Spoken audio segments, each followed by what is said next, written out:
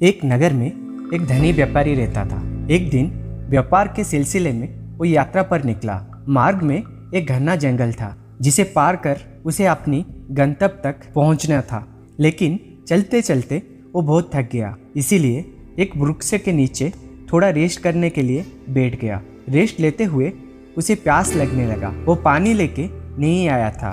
वो सोचने लगा, काश मेरे पास थोड़ा पानी होता जिससे मैं अपनी प्यास बुझा पाता। उसके ये सोचते ही एक चमत्कार हुआ। पानी से भरा एक पात्र प्रकट हो गया। पानी से अपनी प्यास बुझाकर वो तृप्त हो गया। कुछ देर बाद उसे भूख लगने लगी, लेकिन उसके पास भोजन नहीं था। वो खुद से बोला, कितना अच्छा होता यदि एक थाल में स्वादिष्ट भोजन मिल जाए। उसके ए बोलने के साथ ही पुनः चमत्कार हुआ। उसके सामने विभिन्न व्यंजन से भरा एक थाल प्रकट हो गई। उसने पेट भरकर भोजन किया। उसके बाद उसे नींद आने लगा। वो मन ही मन बोलने लगा, मैं इसी पथरीली जमीन पर कैसे सोऊंगा। काश यहाँ एक नरम बिस्तर होता। पलक झपकते ही एक आरामदायक बिस्तर उसके सामने प्रकट हो गया। वो उस बिस्तर पे लेट गया। उसे लगने लगा जैसे वो स्वर्ग पे है। उसके एक के बाद एक इच्छा पूरा हो रहा था। उसे पता नहीं था कि जिस पेड़ के नीचे वो लेटा है वो कोई साधारण वृक्ष नहीं है, बल्कि एक कल्प वृक्ष है जिसमें सभी इच्छा को पूरी करने की शक्ति है। बिस्तर पे लेटे लेटे वो सोचने लगा कि